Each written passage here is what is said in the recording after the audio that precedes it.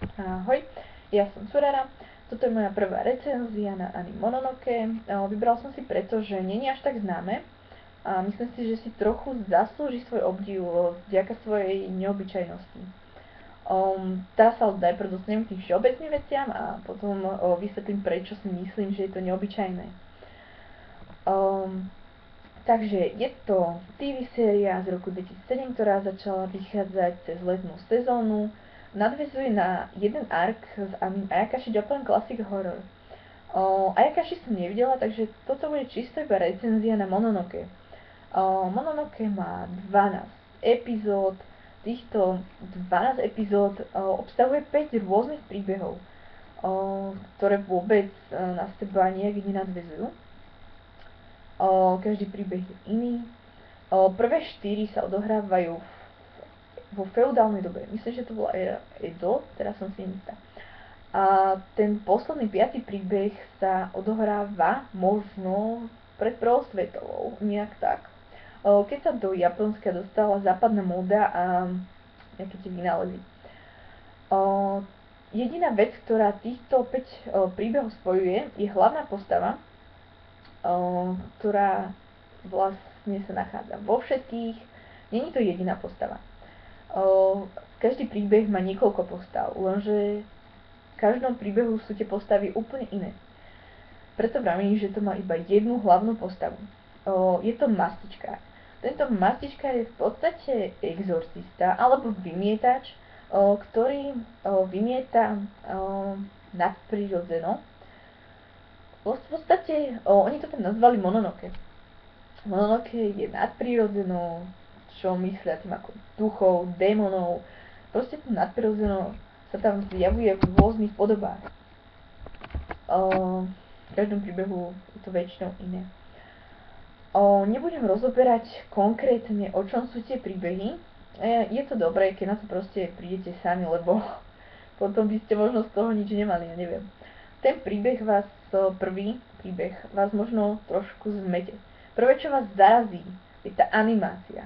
Proste to je... takúto animáciu som ešte nevidela. Jedna fakt z najneobyčajnejších animácií je väčšinou charakter má taký statický. Aj keď je statická, tak je dobrá, hlavne je zaujímavá. Ona je strašne pestrofarebná, aj keď sú tie farby také vybledlé, ale je tam použité strašne množstvo farieb a rôznych ornamentov. Niekedy dokonca tie postavy na pozadí až zanikajú. Sú to napríklad žlté mraky. Toľko k animácii. Je fakt zvyčajné, musíte to vidieť. On sa to nedá takto popísať, ale keď to vidíte, je to fakt brutálne. Ku kresbe. No, kresba nie je dobrá. Ale zase ono to možno trošku potrhuje ešte tú nezvyčajnosť. Na tú kresbu si zvyknete. Ako samotný mastičkár je dobrý. Ale tie ostatné postavy nie sú moc pekné. Čo sa týka hudby. Hudba je dobrá. V niektorých momentoch mi strašne pripomínala hudbu z Naruta, ale veľmi sa hodila k tomuto anime. A keď tam boli akože, nie je to akčné, ale keď tam boli akože akčnejšie scénky, tak dobre vystihovala a ešte podporovala ten akože dej. Mastička. Takže najprv sa dostaneme k tej jedinej, hlavnej a najdôležitejšej osobe, ktorá všetko spojuje. Mastičkár je v podstate nevýrečný človek, ktorý vždy povie iba to najdôležitejšie a v tých príbehoch vlastne vystupuje ako nezávislý pozorovateľ, možno trošku spojený s detektívom. Pretože on musí splniť 3 podmienky na to, aby mohol vymietať. Keď chce stasiť svoj vymietacký meč a tým pádom vymietať tých Mononoke, tak musí splniť 3 podmienky. A to sú vlastne, že musí spoznať pravú podobu Mononoke. Druhou podmienkou je zistiť dôvod, prečo prišiel na tento svet. A tretia podmienka je zistiť príčinu jeho zloby. V podstate títo Mononoke parazitujú na ľudskom strachu a túžbe po pomste. Oni poväčšinou v tých príbehoch posadli nejakého človeka, alebo sa zjavili ako nejaká osoba, čo bolo ako démon napríklad, ale v poslednom príbehu to bol napríklad duch. Preto vravím, že to Mononoke nemalo stálu podobu, ono ich tam malo stále rôznu. Keď splnil vlastne tieto tri podmienky, ten mastičkár, tak sa premenil do takého typka so zlatou kresbou na ksichte a so zlatým plášťom, s takým mečom dlhým, ktorý mal formu skôr ako keby z plameňu. Je to taký shonen prvok, to je pravda, ale mne sa práve že tento prvok páčil.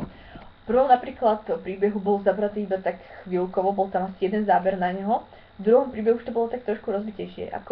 Z môjho pohľadu si myslím, že čím ďalej som sa dostávala v tých epizódach, akože keď som postupne prešla viacerými príbehmi, tak vždycky sa mi to viac a viac páčilo. Takže keď som dopozerala posledný príbeh, som bola úplne nadšená a bola som trošku sklamaná tým, že to má fakt iba tých 12 epizód. Ako keby to malo ďalších 12, úplne by som s tým bola nadšená. Bohužiaľ, nemá. Animáciu som povedala, kresbu som povedala, hudbu som povedala, hlavnú postavu som opísala, takže ostáva už iba posledná, asi tá najlepšia vec, a to spracovanie. Celé spracovanie tohto anime bolo v takom nejakom štýle, ako keby ste sa pozerali na istý druh divadla. Ono to bolo zostavené z dejistiel, alebo skôr by som to povedal, že oni to boli rôzne scény a tie scény sa väčšinou končili tým, že sa zavreli dvere a potom keď sa dvere otvorili, tak bola nová scéna. A tam tie scény nebolo vždycky takto ukončené tými dverami. Proste niekedy sa tá scéna z nenazdajky zmenila a to bolo na tomto super. Proste fakt ste mali pocit, ako keby ste sa pozerali na istý druh divadla. A toto spracovanie plus tá fakt neobyčajná a úžasná animácia, aspoň pre mňa, možno niekomu sa to nebude páčiť, ale pre mňa to bolo fakt niečo, čo sa len tak nevidí.